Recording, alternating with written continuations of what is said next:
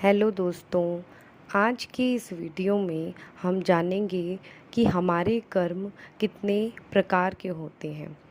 हमारे कर्म 3 प्रकार के होते हैं: संचित कर्म, प्रारब्ध कर्म और क्रियमाण कर्म। सबसे पहले हम संचित कर्म के बारे में जानते हैं। ये ऐसे कर्म होते हैं जो व्यक्ति पिछले जन्मों में कर्म करके उनके कर्म फलों को संचित करता है।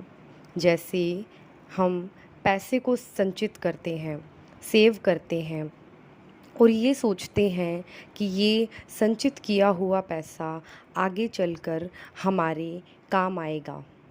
ऐसे ही संचित कर्म है जो पिछले जन्म में संचित रह जाते हैं और अगले जन्म में उस कर्म का फल हमें मिलता है और ये कर्म हमें भोगने ही पड़ते हैं। दूसरा है प्रारब्ध कर्म।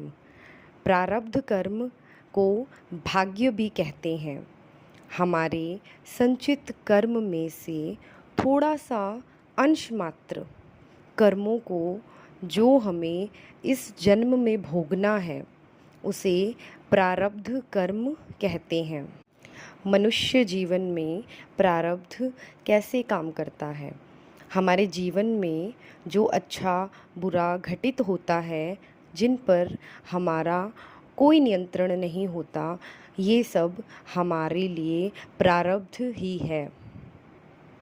आगे है क्रियमाण कर्म।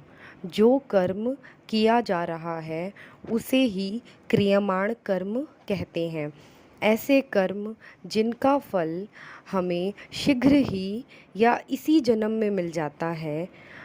अगर हम कुछ अच्छा करते हैं तो हमारे साथ भी कुछ अच्छा हो जाता है और अगर हम कुछ बुरा करते हैं तो हमारे साथ भी कुछ बुरा हो जाता है।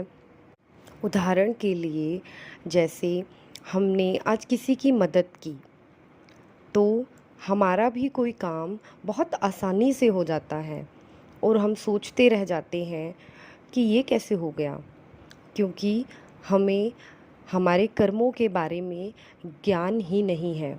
इसके अलावा अगर हम कुछ गलत करते हैं, जैसे किसी आदमी ने सुबह सुबह बिना वजह अपनी पत्नी को डांट दिया, बिना वजह उसे कुछ बुरा भला कह दिया। अब जब वो दिन भर ऑफिस में काम करेगा तो उसके साथ भी कुछ ऐसी घटनाएं होंगी और वो सोचता रह जाएगा कि मेरे साथ ये सब बुरी चीज़ें क्यों हो रही हैं। वो नहीं जानता कि वो जो सुबह वो अपनी पत्नी का दिल दुखा के आया है, ये सब चीज़ें उसी का परिणाम है। तो ऐसी चीज़ें जो हमारे जीवन में घटती हैं, ये सब हमारे क्रियमाण कर्म हैं। ऐसे कर्म जिनका फल हमें बहुत जल्दी ही मिल जाता है, परंतु हम इस बारे में नहीं जानते।